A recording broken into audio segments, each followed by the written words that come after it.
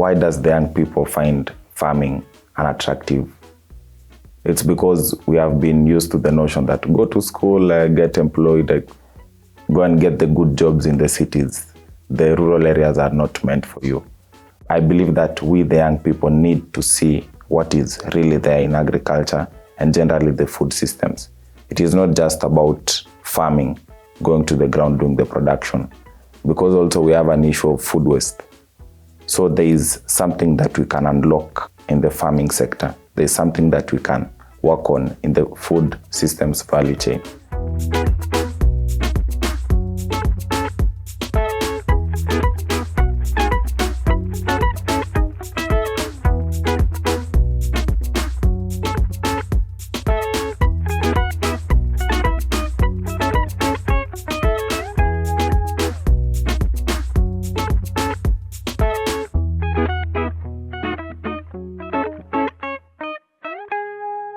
My name is Nathan Ngetich, famously known as Kikwai.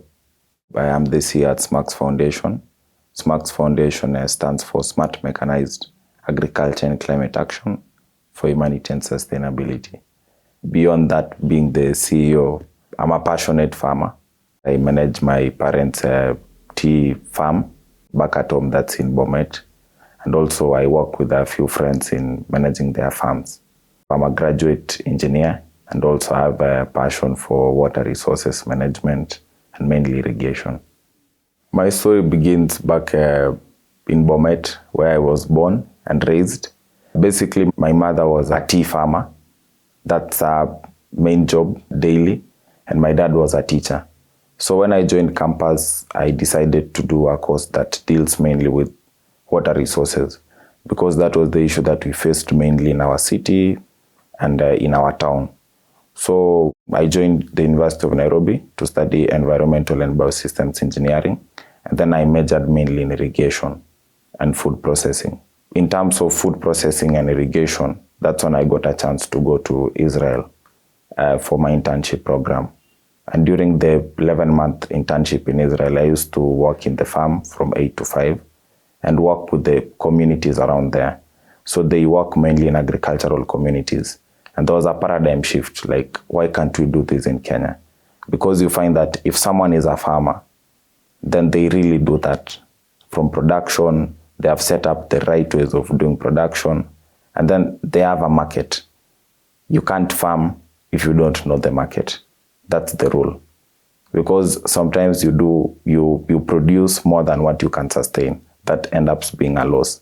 When I went to Israel, what really shocked me was that people really do farming for profit. They do farming to make money and to feed their nation. So they get to do it specifically, and they are intentional about it. The seeds they plant, the market they are targeting, and how to package and even how to brand it, and how even to teach the community that are nearby.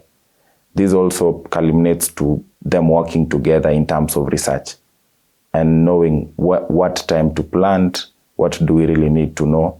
In terms of weather, for us, we in Kenya, we just plant according to season. We don't study the meteorological data that it's going to rain. There's a period for a sunny period so that we can schedule our planting. So for them, it's more of scheduled planting and targeting the market at the right time and planting the right thing. So for example, one thing that I never knew was about soil testing. And I'm sure most people don't do soil testing when they really want to go to plant something. You just say, okay, I'm going to plant cabbages. That's it. You get whatever fertilizer and plant. You don't know the market. You haven't even tested the soil to know, is it the right type of soil for planting cabbages? When I was doing my final project, that was about how are we going to help our communities. So my wake-up call was, I really want to join the space whereby we are championing young people to do farming. And that's when we started the Youth to Farm initiative. That was a wake-up call to me because I really want to see a paradigm shift in our agricultural sector, whereby we as the people that have gone to school to study agriculture, to study about water resources and water management systems, we really invest that knowledge there.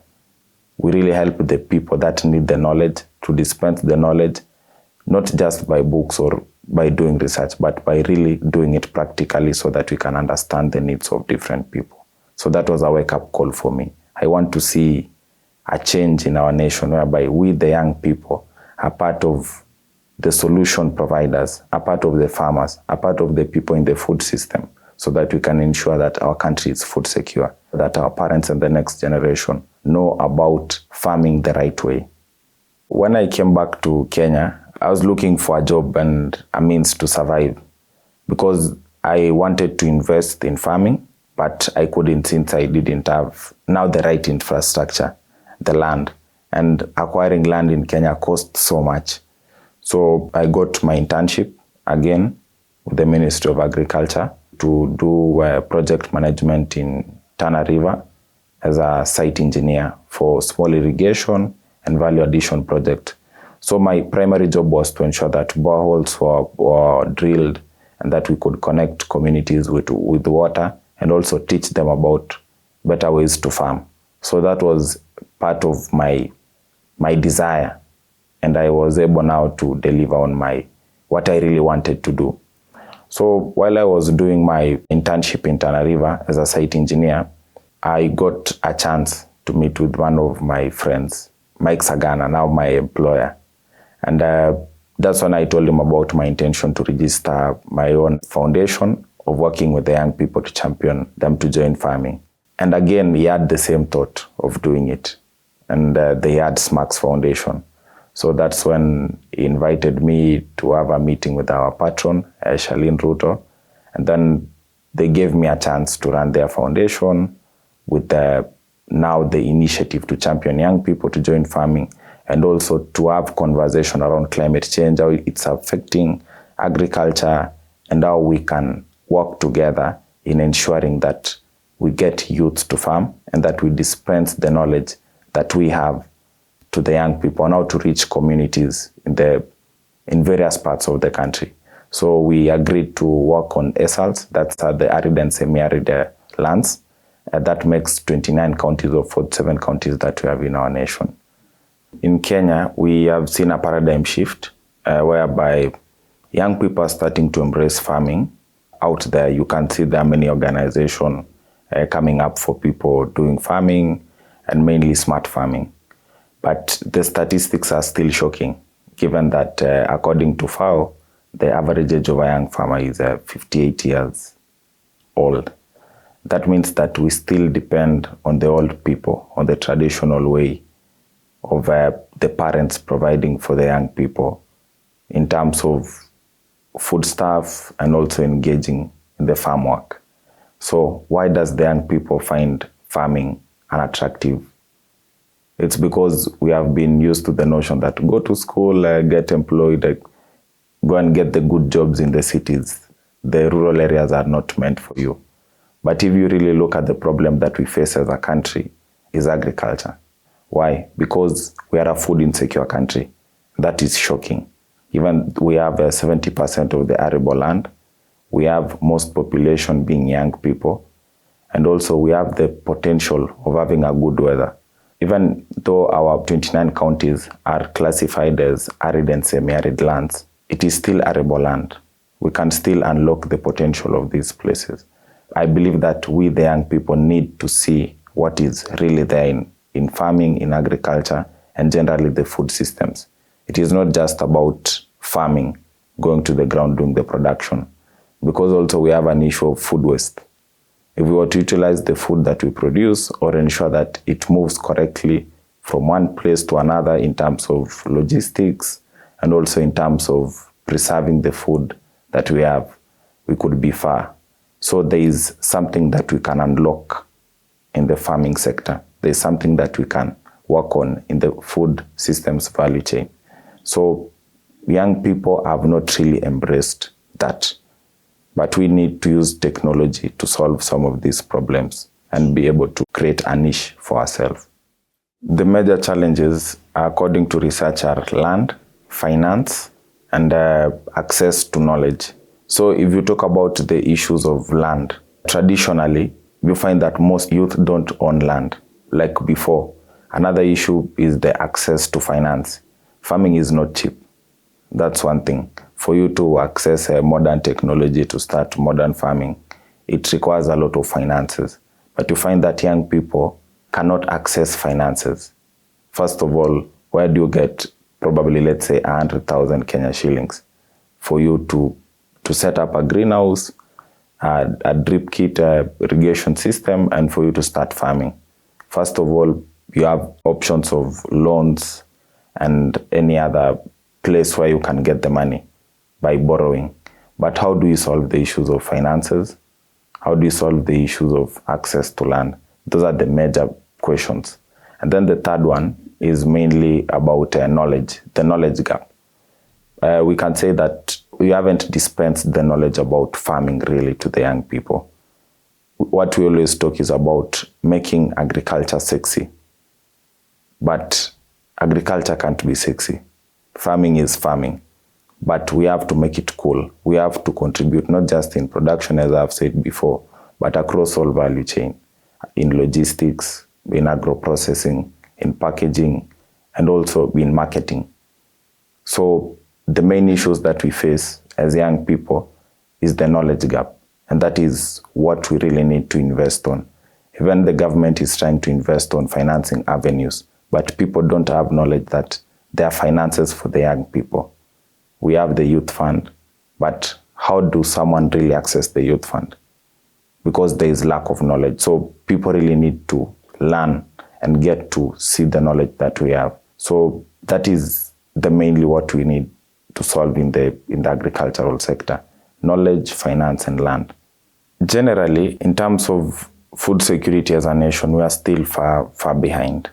What we really need to take into note is that for us to be able to solve all other problems that we have, we need to start first by solving our food system. Our food system is broken, starting from how we deliver the food to different places, food safety, and the quality of food that we take. If you find by different organizations, they are trying to solve the issue of malnutrition and the nutritional issues, but it all begins with the food system. Where did we get lost? As a nation, we really need to see how can we solve the food security issue. We have seen the government efforts of fertilizer subsidy. We have seen the efforts of the government in ensuring that people access different markets for different crops, and also in different sectors, including even livestock and aquaculture. But we, the people, how can we contribute to this? It is by taking a step and learning better ways of doing it. It is by us being conscious of what we eat, where we get what we eat. We always have the narrative of traceability. Where does your food come from? And I can ask you, do you know where does your food come from? That's the first point. So it takes us to, can we produce even our own? Even in the small spaces that we have. People always take that you need 50 acres to do farming, but no, you can even do it in your balcony. The vegetables that you take for dinner, the eggs that you take for breakfast, you can really get it even by living in the cities. And another way to look at it in terms of food security is that we really don't need to be employed to deliver our mandate as citizens. We can also create employment. I'll mention, for example, the onion doctor. She's called Wangari. And if you can see, like, she really focused her effort on onion production, the onion value chain, and she's helping a lot of people across the sector. So that is someone who was willing to go into the field, learn about onion farming, be able to dispense knowledge. And if we can have many champions of our kind and many people really being conscious on focusing on one item, from research, from being able to work with farmer groups, from being able to look for market and teach people about the quality, then we can solve one aspect. But in broader terms, the government can also be able to solve the farmer issues by being able to dispense the knowledge. They are doing a lot, but we need to be specific on the problems that the youth face. Because you find people are brought up knowing that we only grow maize and beans. We are brought up knowing that the staple food, if you don't take ugali, then you haven't taken a meal for that day. But is that true? So we need also to change our consumer options and be able to learn what we really need to take and being able to produce our own food. So for something to make sense, you can't be doing it just for fun. It has to make economical sense. You find people are really good in farming, but they don't know how to do agribusiness. For example, the model that we use at Smax Foundation in terms of teaching the people in the communities about farming is setting up model farms so that they can be able to learn practically. So we set up a model farm in a 5-acre land in a specific region, and then we get young people who are registered in groups in different counties to come and train. So we target, for example, in beekeeping, we target 15 people. So apart from teaching them from the aspect of beekeeping, we also train them on the art of making beehives. Making beehives and selling beehives is a source of income already. And then finally, when they harvest the honey, we get to buy the honey from them. So that's when now they learn how to customize their honey, how to package and how to market. Because if you say that you really want to depend on just producing and selling, then you can't make enough money. So you need to produce and package your item and learn the agribusiness aspect. So in part of our training, we also train them on how to keep the books, how to access the market, how to reach out to the people who can use their product by using technology. We all have access to our mobile phones. How can you use that apart from just watching movies and being on the social media? The social media can also be a market for you. So there is money, yes, but you really need to be intentional about marketing your brand, about learning the end game for what you are producing. So yes, there is money in agriculture, but you really need to learn how to make the money. You really need to learn the art of agribusiness. It's not just about producing or just learning to farm proper or focusing on the good produce. No, you need also to learn the business part of farming. One of the success stories is a farm that we have in Samburu, Lodokejek. So we set up a half an acre farm. We were able to train 4K club students in the farm. And having been in the community just to train the young people in those community, we were able to see around 6 youths taking up agriculture. That is in Samburu, a pastoral community. They started doing crop farming. So that was one of our success story. We were really glad to see them looking for avenues to get finances to start, looking for knowledge. So that was the first story. The second story is in terms of our beekeeping projects. Our patron, Charlene Ruto, has been able to support several young people in the country by donating beehives to them. So last year during the World Desertification Day, we were in Kitui and we were able to donate 20 beehives to a women group in Kitui. And after that, they were able to start doing beekeeping as a source of income. And now they are inviting us to go and check how they are faring on. If you go to West Pokot, where we were recently, we were able to find farmers who are traditional beekeepers, but they never knew about the art of value addition. So after we told them on how to make their honey marketable, because you find that they sell 1 kg of the crude honey to the market at 100 bob, whereas someone who buys from them at 100 bob comes and value add them and package them well and sells it at 1,200 shillings. So our patron was able to donate to them machines that were able to facilitate that. And now we can see them doing it in their own. So they are moved from selling a kg from 100 shillings to 1,200 shillings. If you go to Bomet, there was a youth by the name Elvis. So we were able to donate beehives to him. And at the moment, he has been reaching out to us to offer him now guidance on the way forward. He's really willing to learn. And apart from just getting the beehives, he's now at TOT. He's training the people in his community about farming. So those are some of the success stories that we have had. The general influence that we have had on the young people is massive, because we have had people inquiring now on where to get the seedlings, how to do smart farming, where can I get the drip kits, how much does it cost, how do I set it up. So the general story that we have now is that we have young people now interested in doing farming. That is what we are really looking into. And in terms of the transformation that we have had in the young people, it's not just about the mindset. This is a way they are going to make their money.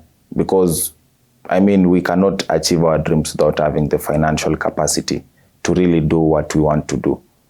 So what we have done is that we have made information from the government accessible to young people where they can access money. For example, we had a youth who was able to acquire loan from Kenya Industrial Estates, KIA. But prior to that, they never knew that such money existed. So apart from disseminating information and also disseminating knowledge, we have been able to link young people to where they really get the money to achieve their dreams and to do what they want to do. So the general story that we have among the community now and the youths at large is that we want to embrace farming. So they are in a stage whereby they are learning. They're in a stage where they are trying. And we believe in some few years, let's give it 3 years or 4 years, we are going to have young people who are really doing farming, who are investing in farming and getting their profits out of it. We really need to invest our time in learning and the paradigm shift from inorganic to organic farming. This is because organic farming requires more time and more money and more energy, and you to be really cautious for you to earn the money that you have invested, compared to inorganic or conventional farming, whereby you just need the fertilizer, the herbicides, and the seedlings to just produce. So it's about having finances and just the right machinery to be able to produce inorganically. But organically, you really need to be there. There is no use of pesticides. There is no deep tillage. It's minimal tillage. So scaling organic farming is a bit expensive compared to inorganic farming.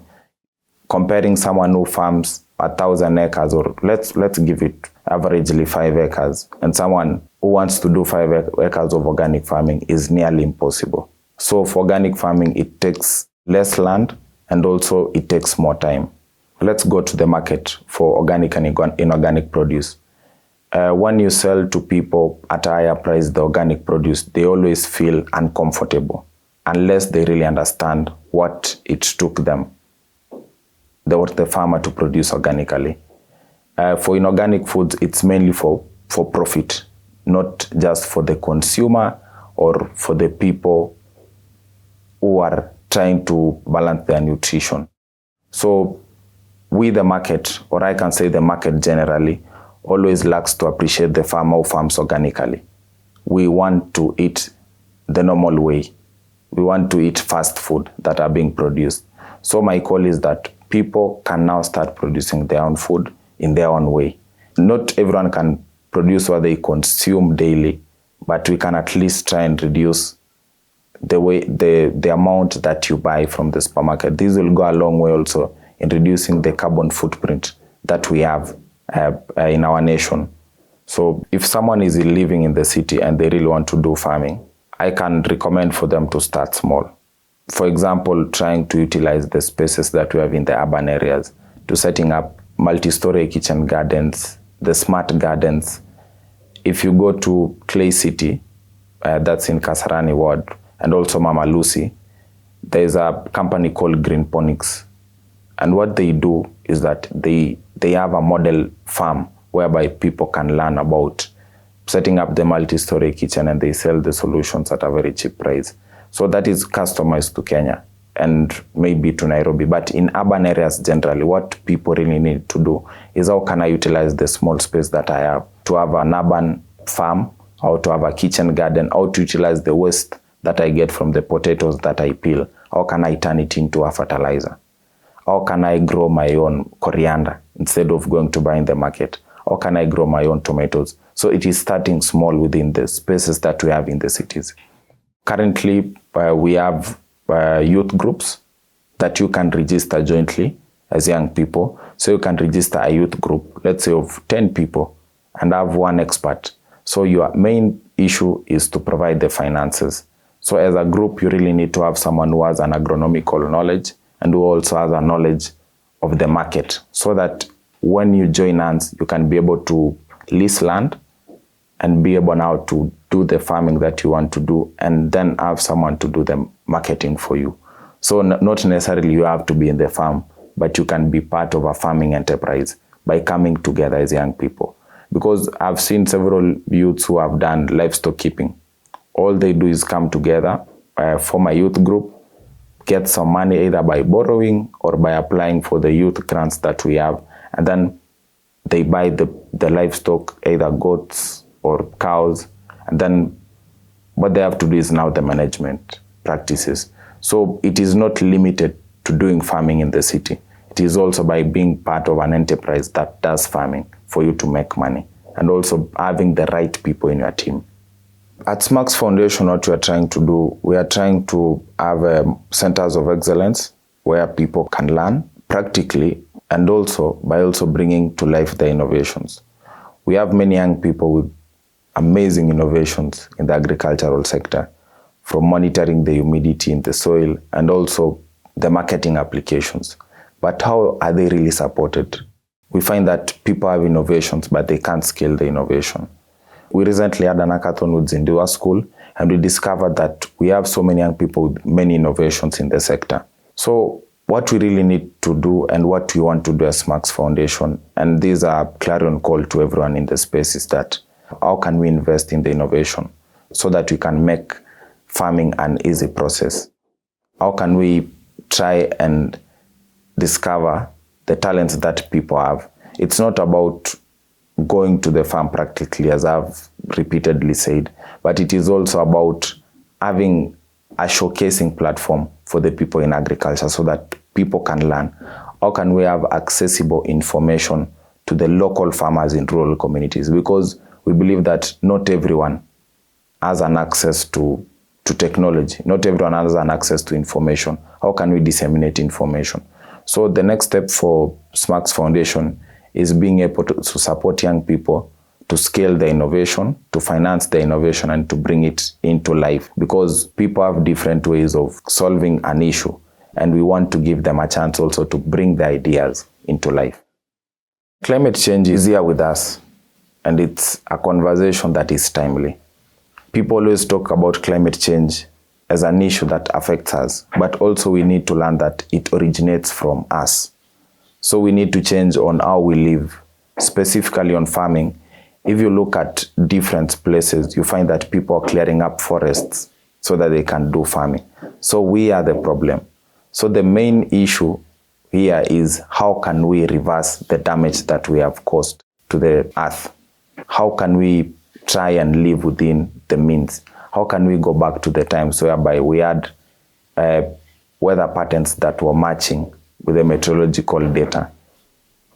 The main reason we have flooding, we have heat waves, is because we don't have enough forest cover as before.